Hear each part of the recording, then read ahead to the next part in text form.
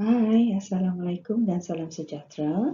Bersama Cikgu Tina kali ini dengan tajuk Buruj. Bintang-bintang kelihatan berkelipan di langit pada waktu malam. Bintang-bintang kelihatan dengan jelas pada malam yang gelap, tidak berawan dan semasa bulan tidak kelihatan.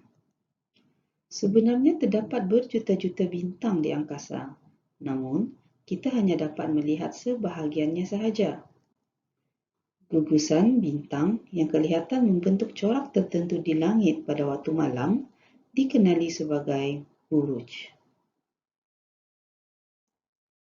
Buruj kelihatan seperti bintang-bintang yang membentuk corak-corak yang menarik di langit pada waktu malam. Tetapi, sebenarnya corak-corak ini hanya terbentuk apabila kita melihatnya dari bumi. Secara semula jadinya, corak tersebut tidak wujud di ruang angkasa. Kita hanya dapat melihat corak-corak tersebut apabila gugusan bintang tersebut disambungkan dengan garisan. Contohnya corak bintang-bintang ini.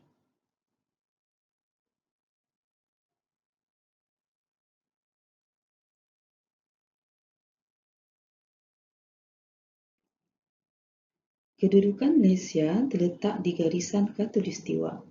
Jadi, kita dapat melihat buruj-buruj di kedua-dua hemisfera utara dan hemisfera selatan. Terdapat 4 buruj yang perlu diketahui, iaitu buruj belantik. Buruj belantik ialah salah satu buruj yang paling menonjol di langit pada waktu malam.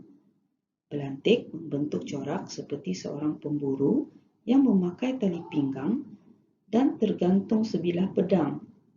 Buruj belantik muncul di langit pada waktu malam di antara hemisfera utara dan selatan, iaitu pada bulan Disember hingga Februari.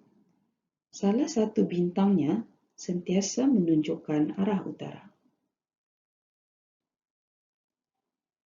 Buruj Pari. Buruj Pari ialah buruj yang paling kecil dan senang dikenal pasti di langit pada waktu malam di sebelah hemisfera selatan. Ia terdiri daripada gugusan 4 bintang yang tersusun berbentuk corak seperti layang-layang. Muncul di hemisfera selatan pada bulan April hingga Jun. Salah satu bintangnya sentiasa menunjukkan arah selatan.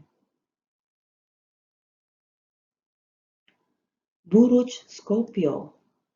Buruj Scorpio ialah gugusan bintang yang berbentuk corak seperti seekor kalajengking.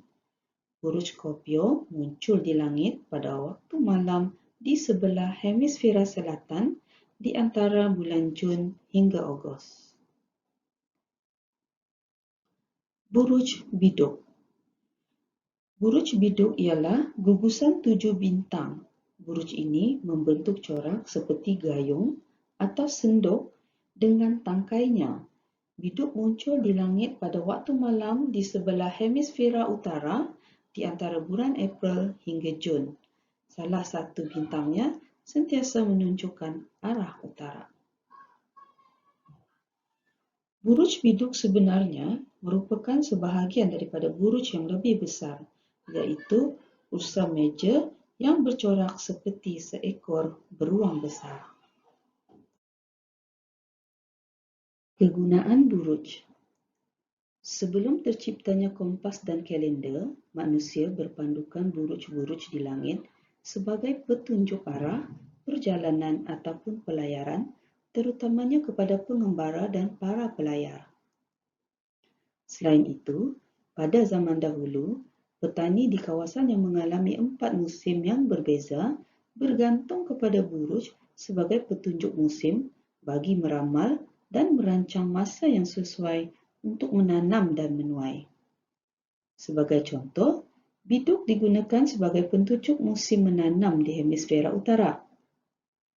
Scorpio pula dijadikan sebagai petunjuk musim menuai di hemisfera utara. Bagi umat Islam yang hendak bersolat di rantau Asia Tenggara, buruj belantik boleh digunakan untuk menunjukkan arah kiblat.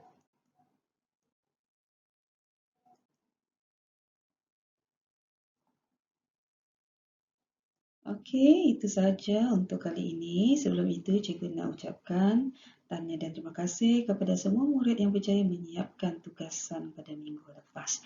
Terutamanya tugasan yang ketiga iaitu membuat rakaman video. Ini adalah antara wajah-wajah murid yang terawal dapat menyiapkan tugasan rakaman video pada minggu lepas. Tahniah dan terima kasih. Okey, bye-bye.